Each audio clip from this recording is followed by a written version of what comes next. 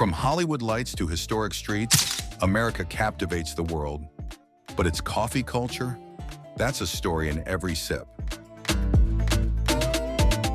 Let's explore, how did coffee go from a foreign bean to the heartbeat of a nation?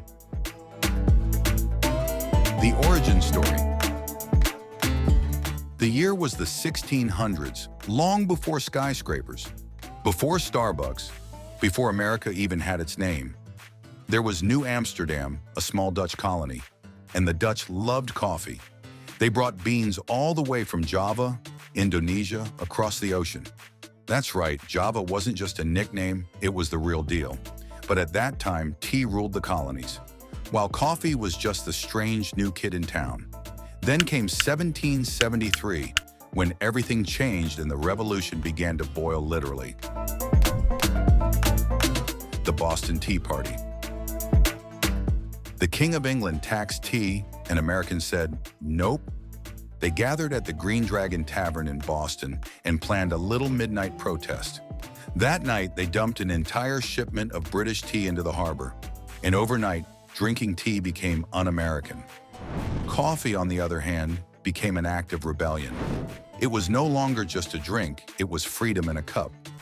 Thomas Jefferson even called it the favorite drink of the civilized world. From that moment on, coffee wasn't just part of America's story, it was the story. The 1800s. The new America was booming, cities rising, railroads stretching across the land, dreams expanding with every sunrise, and through it all, coffee kept the nation awake. By the 1800s, coffee houses were popping up everywhere. These weren't just cafes, they were the think tanks of a growing country. Inside, ideas brewed as strong as the coffee itself. Writers drafted manifestos, politicians debated futures, and inventors sketched blueprints, all with a steaming cup in hand. Then came the Civil War. Soldiers carried coffee beans in their packs, grinding them over campfires before battle, taking comfort in the familiar warmth.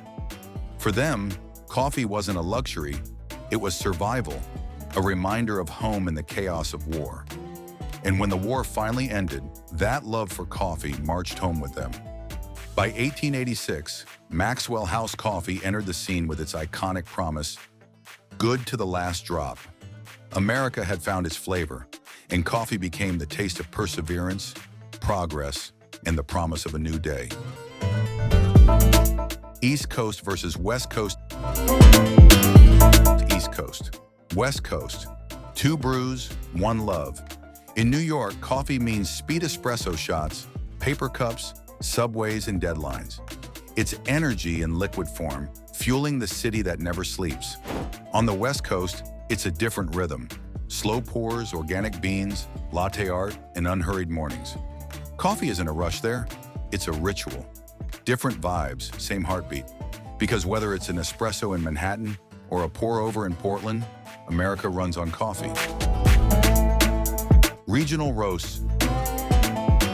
Every corner of the country has its own brew story. In New Orleans, smoky chicory blends pair perfectly with warm beignets. In Hawaii, lush volcanic soil gives birth to smooth, rich Kona coffee.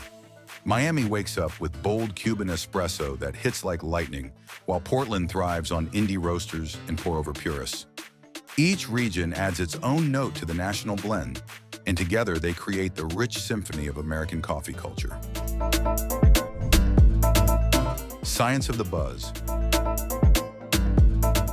Why do Americans love coffee so much? Simple. Caffeine works. It wakes the brain, sharpens focus, and wipes away fatigue. More than 90% of adults in the United States drink caffeine every day. That's over 150 million people reaching for their cup of motivation. But coffee isn't just about chemistry, it's about emotion. The smell that fills the room, the warmth in your hands, the quiet moment before the chaos of the day begins. That's what keeps people coming back, cup after cup. Today now, coffee is everywhere in diners and skyscrapers, on road trips and in classrooms. It's a universal handshake that says, hey, want to grab a coffee? From drive-thrus to corner cafes, from espresso bars to kitchen brewers, coffee is woven into America's DNA. It started as rebellion, grew through war and work, and evolved into a ritual, a lifestyle, and a culture.